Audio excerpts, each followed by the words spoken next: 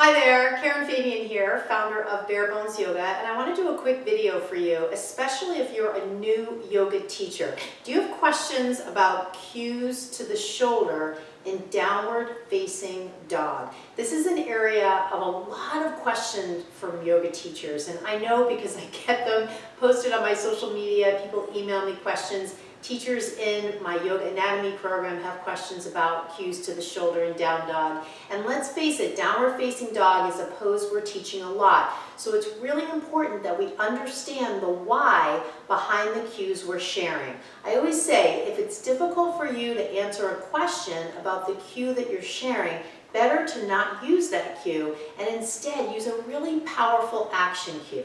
Let's get to some of the anatomy.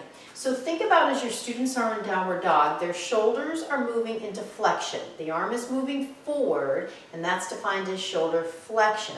Now, as the shoulder moves into flexion, the scapula needs to do something. Otherwise, the arm can only move so far. So what happens is the scapula tips upward, which is called upward rotation.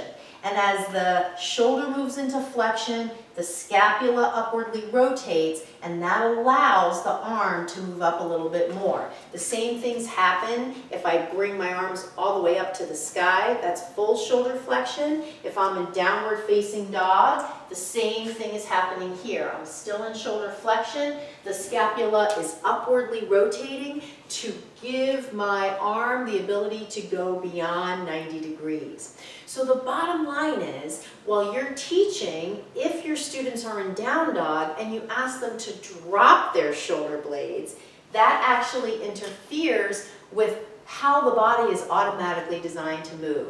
So guess what? The good news is you don't have to cue to the shoulder blades at all. You can just provide them with that action cue to press away from the mat, and that'll prevent what you probably are seeing, which is a lot of collapse towards the floor. One additional piece I'll share is that as people come into downward facing dog, the shoulder is also externally rotating. It's opening.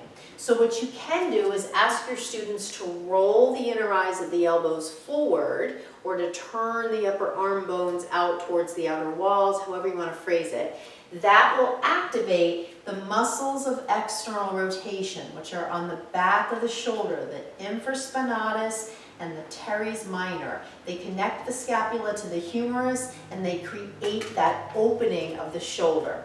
So have your students press away from the mat, have them roll the inner eyes of the elbows forward, and that'll be two really good cues you can give them, and you'll start to see them come into the posture in a powerful way.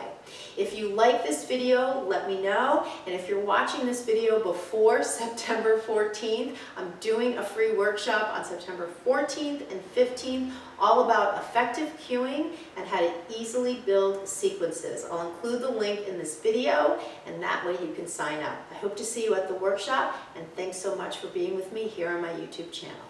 Namaste.